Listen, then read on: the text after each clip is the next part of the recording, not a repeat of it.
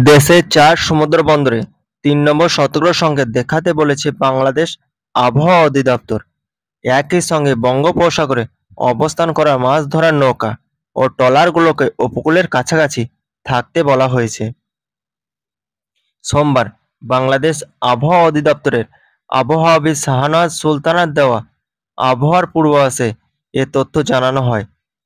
আবহাওয়া অফিস জানায়, উত্তর অন্ধ্রপ্রদেশ ও দক্ষিণ ওড়িশার উপকূলের অদূরে পশ্চিম মধ্য বঙ্গোপসাগর ও তৎসংলগ্ন উত্তর পশ্চিম বঙ্গোপসাগর এলাকায় অবস্থানরত লঘুচাপটি সুস্পষ্ট লঘুচাপে পরিণত হয়ে পশ্চিম মধ্য বঙ্গোপসাগর ও তৎসংলগ্ন উত্তর পশ্চিম বঙ্গোপসাগর এবং উত্তর অন্ধ্রপ্রদেশ ও দক্ষিণ ওড়িশা উপকূল এলাকায় অবস্থান করেছে।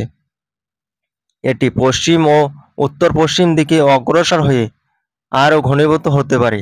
এর প্রভাবে উত্তর বঙ্গোপসাগর এলাকায় বায়ুচাপের তারতম্যের আধিক্য বিরাজ করছে। এর ফলে উত্তর বঙ্গোপসাগর, বাংলাদেশের উপকূলীয় এলাকা ও সমুদ্র বন্দরগুলোর উপর দিয়ে দমকা ঝোড়ো হাওয়া বয়ে যেতে পারে। এ অবস্থায় চট্টগ্রাম, কক্সবাজার, মোংলা ও পায়রা সমুদ্র বন্দরগুলোকে 3 নম্বর স্থানীয় সতর্ক সংকেত দেখিয়ে যেতে বলা হয়েছে।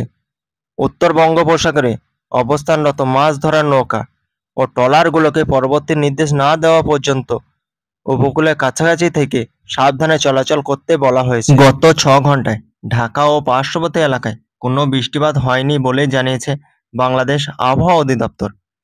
তবে আগামী 6 ঘন্টায় হালকা বৃষ্টিপাত হতে পারে। সোমবার আবহাওয়া অধিদপ্তরে সন্ধ্যা 7টা থেকে পরবর্তী 6 ঘন্টার জন্য ঢাকা ও পার্শ্ববর্তী এলাকার আবহাওয়ার পূর্বাভাসে এসব কথা জানানো হয়। পূর্বাভাসে বলা হয়, ঢাকা ও পার্শ্ববর্তী এলাকার আকাশ অস্থায়ীভাবে আংশিক মেঘলা থাকতে পারে। একই সঙ্গে হালকা বৃষ্টিপাতের সম্ভাবনা রয়েছে। দিনের তাপমাত্রা প্রায় অপরিবর্তিত থাকতে পারে। এছাড়া দক্ষিণ ও দক্ষিণ পূর্ব দিক থেকে ঘন্টায় 8 থেকে 12 কিলোমিটার বেগে বাতাস প্রবাহিত হতে পারে। এদিকে সন্ধ্যা 6টায় ঢাকা ও পার্শ্ববর্তী এলাকার তাপমাত্রা ছিল 32 ডিগ্রি সেলসিয়াস। সন্ধ্যা 6টায় আর্দ্রতা ছিল 62%। এছাড়া আজকের সর্বোচ্চ তাপমাত্রা ছিল 35.1 ডিগ্রি সেলসিয়াস। আজকের সর্বনিম্ন তাপমাত্রা 25 ডিগ্রি সেলসিয়াস।